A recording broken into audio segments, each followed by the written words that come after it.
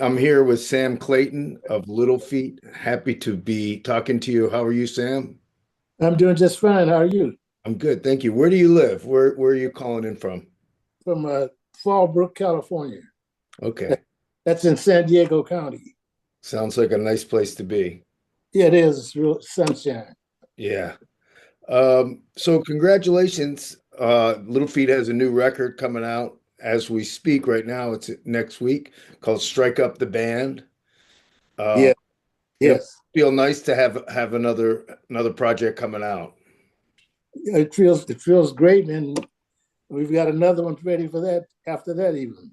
Yeah, you guys are so active. It's wonderful. Um, did you think when you guys started playing again?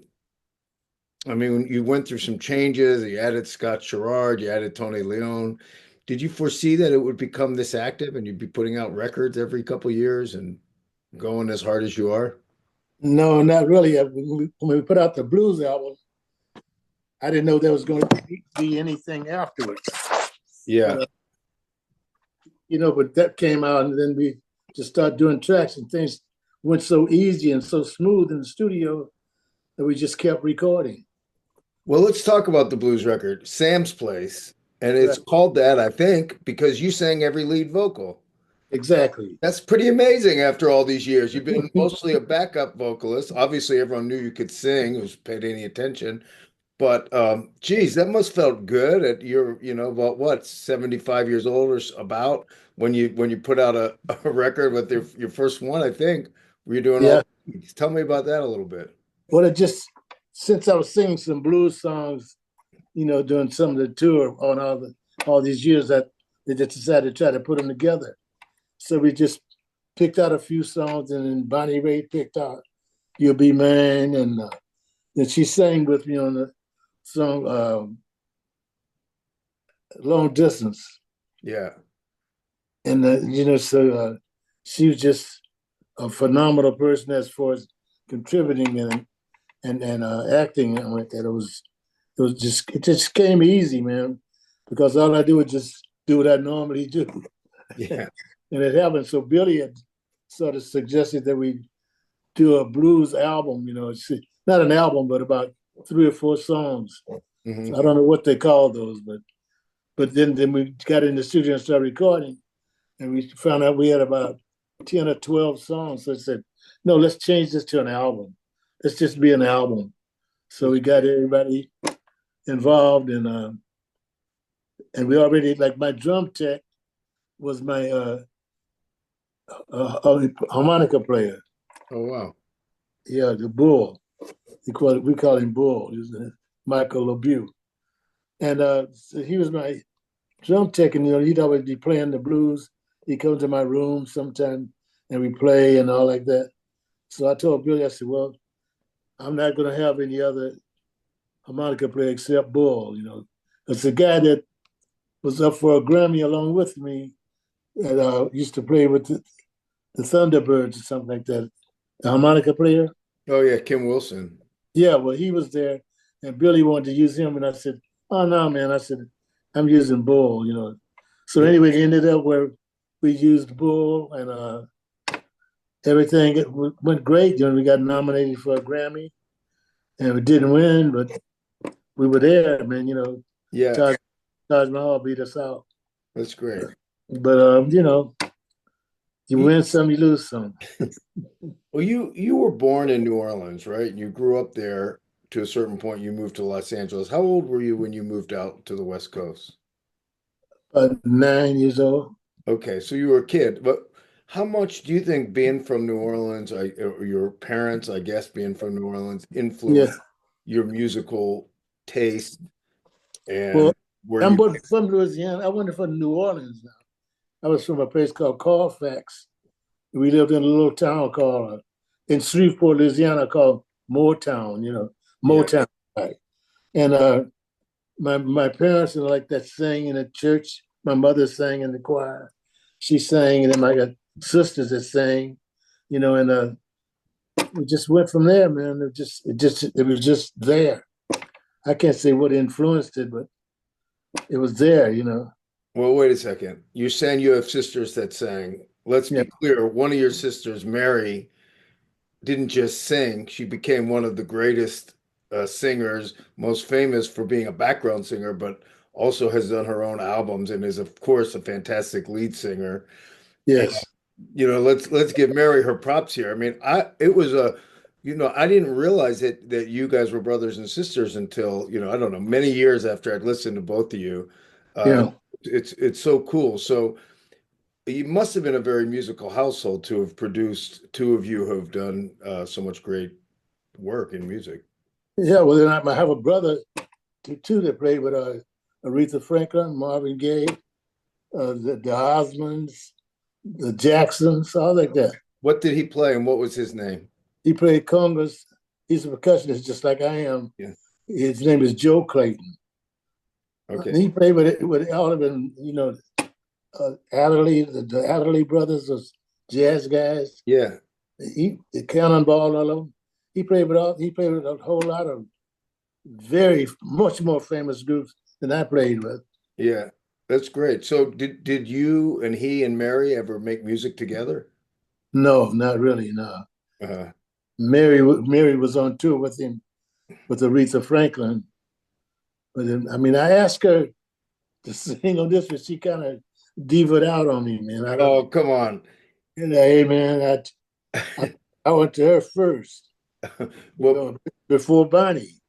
Mary, for those who don't know, several years ago had a terrible car accident, I believe, Yes, and had to yes, lose both of her legs beneath yes, her knees. I'm sure it was obviously very traumatic and painful.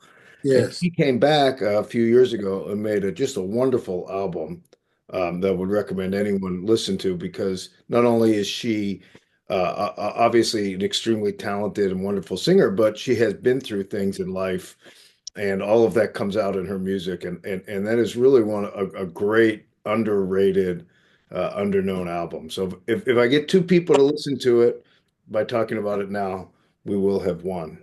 Okay, thank you. I appreciate that.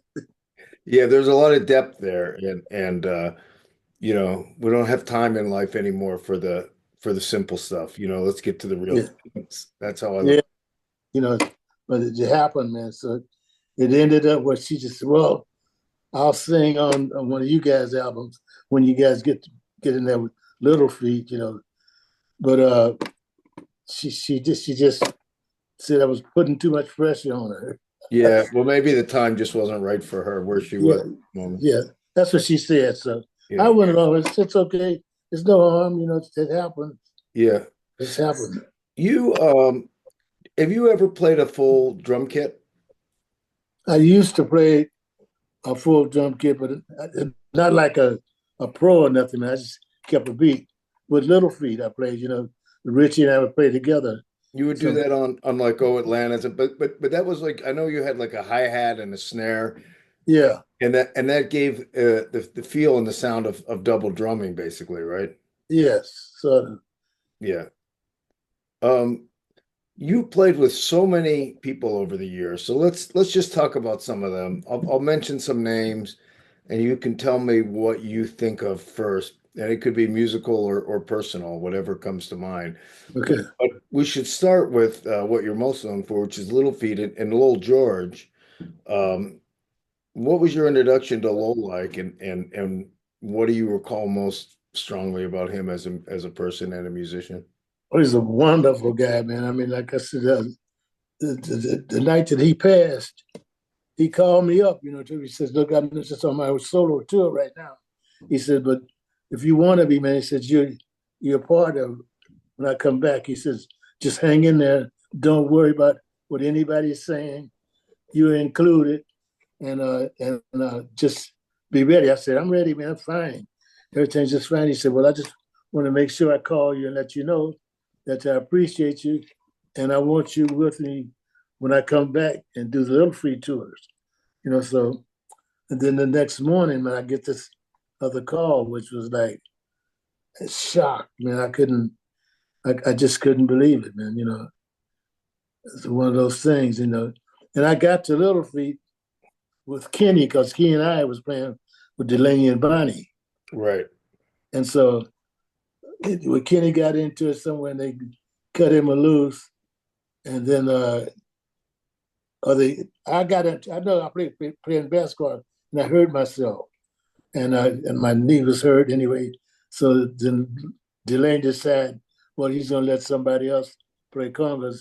Kenny was pissed off, so Kenny quit and then went over to Studio Instrument Rentals where this band was rehearsing, and his brother told him, said, go in there, check with this band, see if you can do the gig. So Kenny went in and they used him like if just for one take. They said, yeah, man, we would take, that. He said, well, only thing you got to bring my friend, Sam Clayton in, And they said, what does he play, like that. So Lowell told him, said, yeah, but bring him in, and see what he says.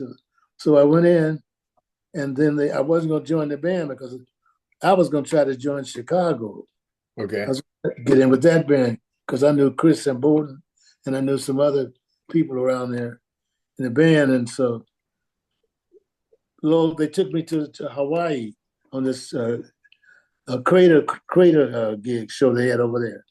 So I went in and did the gig, and on the way back, I said, "Okay, man, I'm in. I'm in." They said, "Okay," because I hadn't joined the band. Yeah. So then I told them I was in, and so that was it up until now. Was Lowell the kind of player who would surprise you constantly? You're playing with him night in and night out. Would he play the same song sort of the same way, play similar licks, similar solos, or did he do things every night that kept you on your toes? No, he kept you on your toes. He played the same. You knew the song was the song. You knew that, but he would throw things in and do different riffs because Lowell didn't want to play jazz a lot. He said Billy wanted to go into some jazz stuff like that, which he still does, But Lowell would like to stick to the roots of what we were doing. Just for instance, we coming up with Spanish Moon. I was just in the studio playing around in rehearsal, and Freddie White was there instead of Richie. And we started doing this beat, and Lowell just said, hold that beat right there, hold that. And he started doing Spanish Moon. Yeah. And so that's the way it developed until me, Kenny, and Freddie jamming around in rehearsal. And it would do like that. But Lowell, I don't even know if he'd be touring now, man, because the way the instrumentation is now, you can play anything in your garage. Yeah. The way they got the music set up and all these machines they got now, he'd be in them. You think Lowell enjoyed the studio more than the road? Yes. Yeah, I would think so. Mhm. I would think so, even though he enjoyed the road, as long as we were playing on what we were usually playing and not going off into, Day at the Dog races and songs like that. Lowell liked to stick to the funky stuff. And like he's an extremely great singer, man. I mean, he could sing anything, man. Right. And And you it's, beautiful. you mentioned Delaney and Bonnie, which is ultimately what brought you to Little Feat through Kenny. Yeah. What was playing with Delaney and Bonnie like? That was they had a tumultuous relationship, right? And did the band get pulled into that, or could you keep your head down and do your thing? No, he made me the band leader. He made me the band leader. All these guys there with all this experience, he made me the band leader because like I was like one of the biggest guys and I was in shape then, Yeah. real good shape. So he made me the band leader. He gave me $50 extra a week. We were making 150. And so he gave me 50 extra a week to be the Yeah. band leader. And if they get into a big hassle, I was in there, man, right then and cooled him down because he was just, it's just not right. I don't dig that, So at all. are you saying that he made you the band leader because you were the only one who could physically stop him? No, I don't. I don't know. I can't say exactly why, man, because there were certainly guys in there that was larger than I was at the time, but nobody was in better shape because Yeah. I spent basketball all the time and running and every.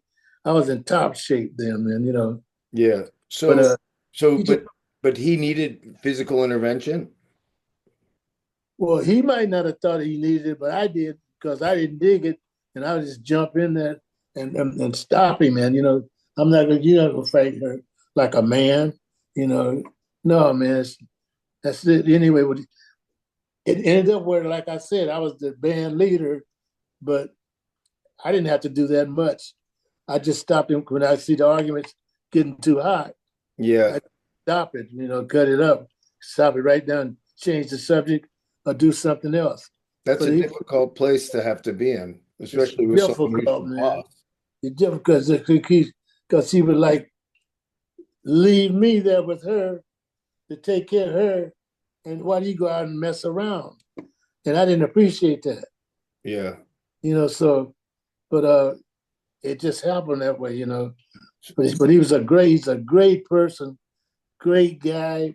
I love him, but I just didn't like that part where his respect for women. Yeah, that's yeah. What about when you were playing with them, you also played with a lot of other people who would come play with them, like Dwayne Allman. Uh, Yeah, how much did you play with Dwayne, and what stands out about him, both as a player and a person? just a nice guy. Been touring with him since they were touring, going around in like a Winnebago, man. Yeah. The whole group were traveling that, Yeah. and I when they were like 2 and 3 and 4 in a room when they were had gone on tour and stuff like that. But it was just a humbling experience to see the growth of the groups and everything, and everybody was just passing us up.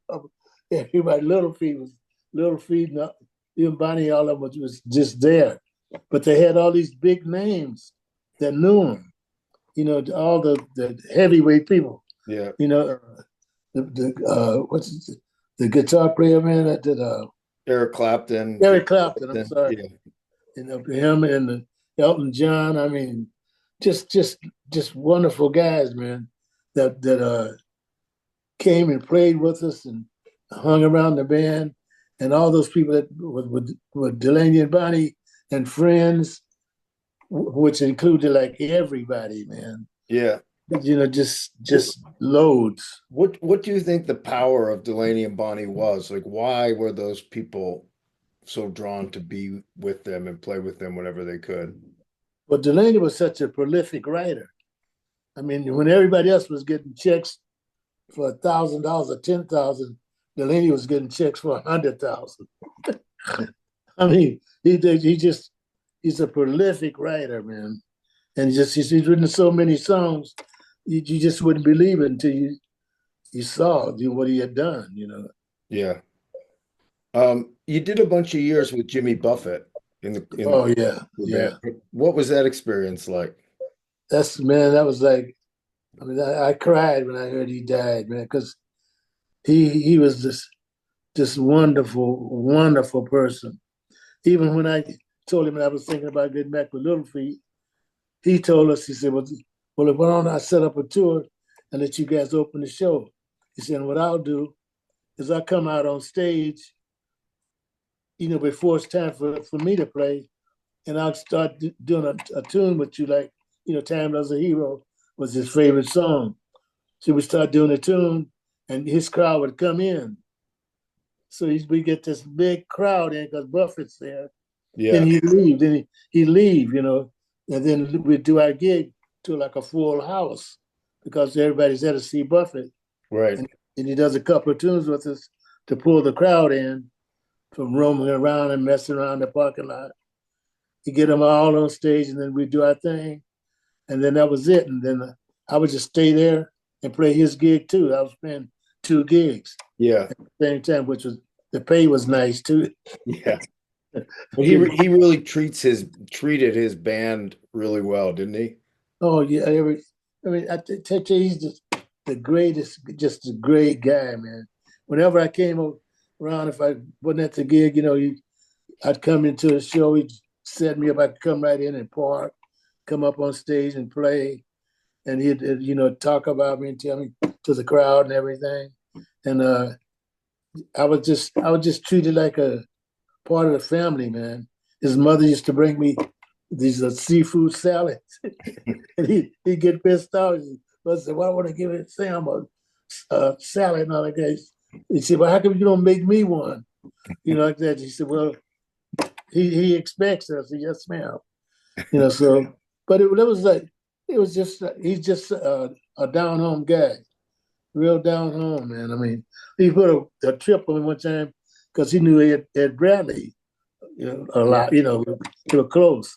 They Yep. lived in the French Quarter, so he would sit up there and sit up there, and when I come into the airport and I see this driver with the hat on, and he has my name on his chest, but he's looking down, But I see my name, and I'm going over there to see him, and I look up and it said Bradley at the airport picking me up in a limo, and he pulls stuff like that all the Yeah. time, you know. And He's a people, great, people, if you're listening, you don't understand that Ed Bradley was one of the correspondents on 60 Minutes. And at yes, that point, he's one of the most famous journalists on TV in America.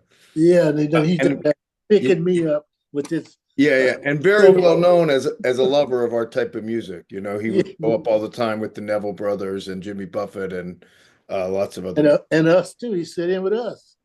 He come up on stage and play his tambourine and stuff. Yeah, Ed Bradley, he was there, man, all yeah, the time. yeah. That's great. Um, uh, a drummer friend of mine plays a lot of Little Feat music, and when I told him I was talking to you, he said, "I got to ask you how you count the solo section in memory territory because that's a tricky one." Oh yeah, but you feel it. I feel it. I know what it is. Doing Dead to Dog races. Uh, I mean, that's certain some we do a certain time signatures that I know. I just know what I'm supposed to do. You know, Yeah. What about when you go way back when you were first learning those songs? Did you count them or did you always play by feel? I play by feel. I mean, if I tried to count, because some of those songs like in 13 or in 7, and I just get my a rhythm set up in my head that corresponds to it. So I know always be landing on the one, and I know where it's supposed to be. Right. But you're not counting numbers or hearing numbers in your head. You're just hearing No, the music. no, Yeah. no, ain't Yeah. no lie. No, not really. I mean, you develop the feel, man. That's all. That's the best I can say is that I developed a feel for it, and I correspond to it the way they music. How did you and your brother both end up focusing on percussion on congos? Because it's Well, not that. I started playing, and then I went to the service, and I thought he was. I didn't know that he was interested too, but he wanted to do what I did, and he just tells me this stuff like now, as to how this happened. That well, I just wanted to follow you. I wanted to mimic you. I said, yeah, I thought you would play another instrument though. He said, no, I wanted to play what you play, and I mean he's told me this no later than yesterday. Oh, He tells me about this stuff, the way it came around, and I said, but you got bigger bands than I've ever played with, man.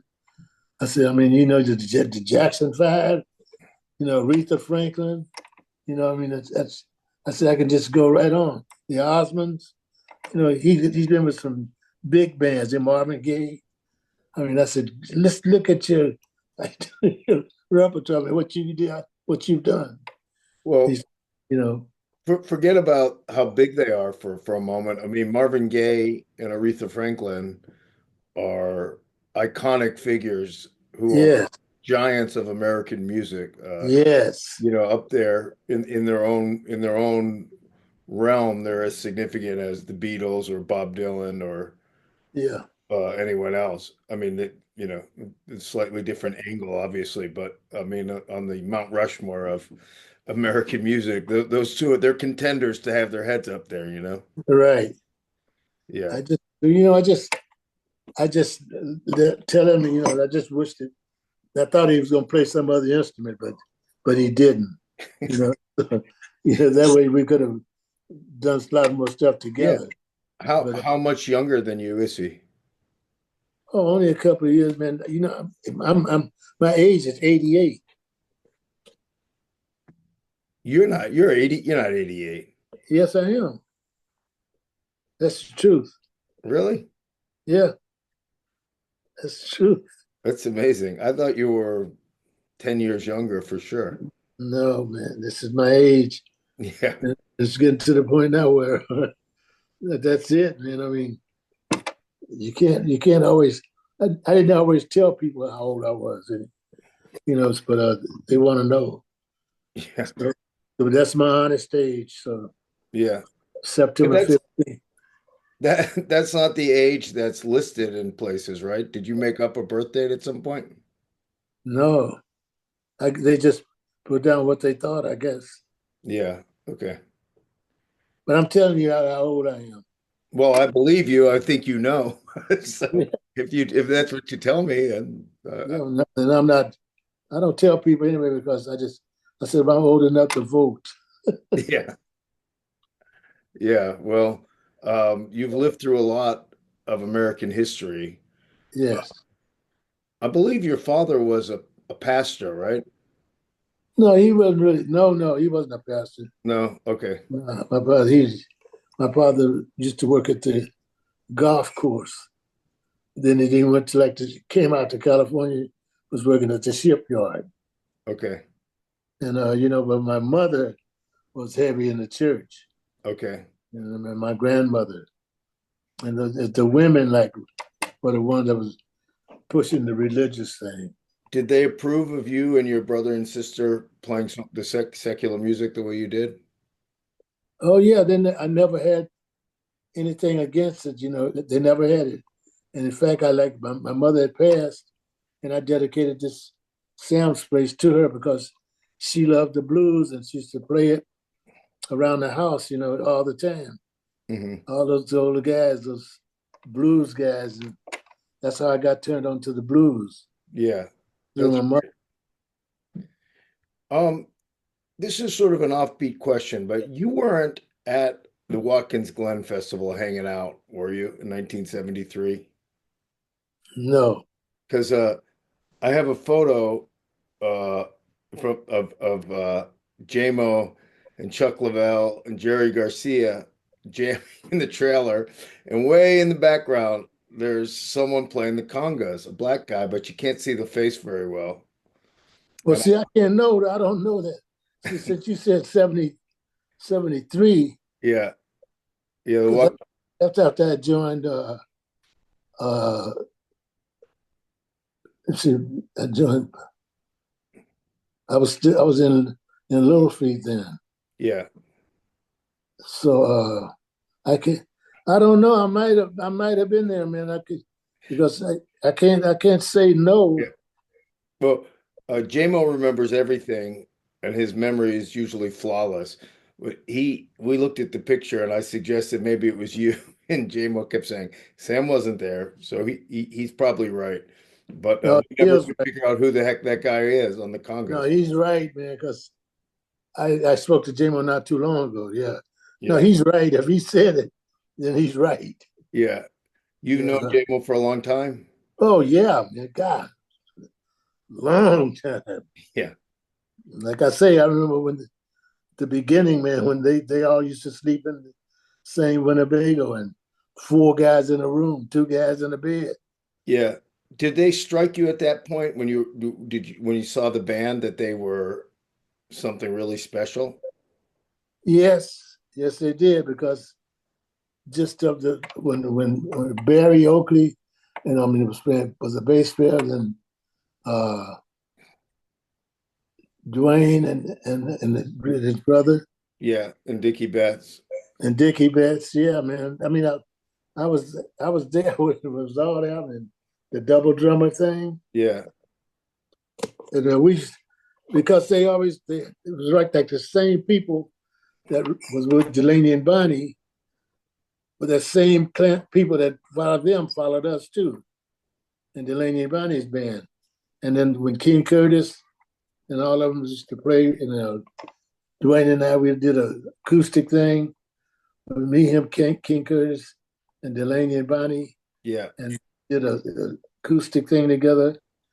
And but I knew Dwayne was a tough player, man. He was really a great player. And I mean, I was shocked when they said he got killed. Then the bass player died, Yeah. and then it was just I wasn't.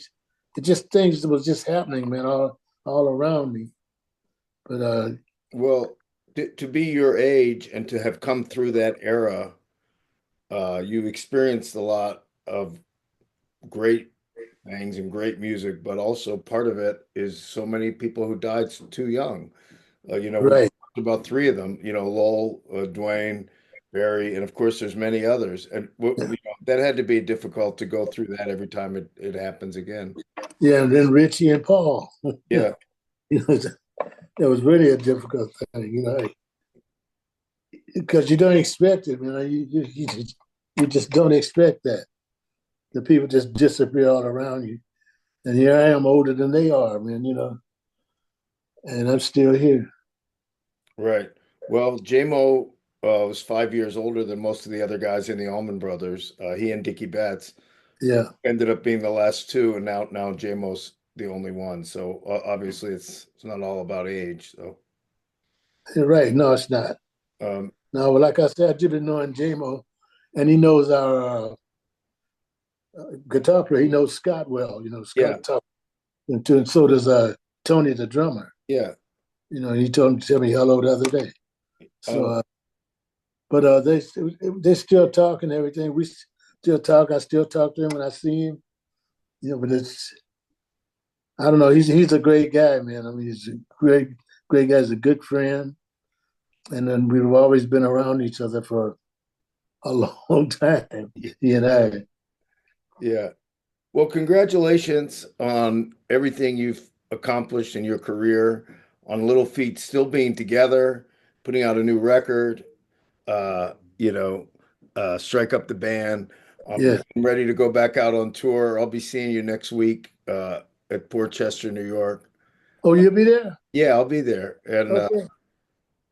you've accomplished a lot and you're still going strong and God bless it. It's an amazing amazing thing. So congratulations.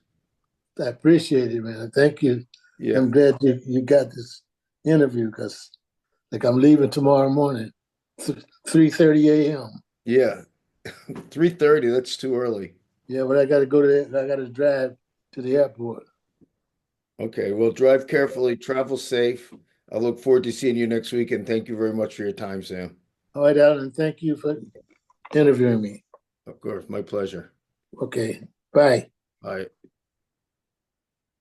Okay.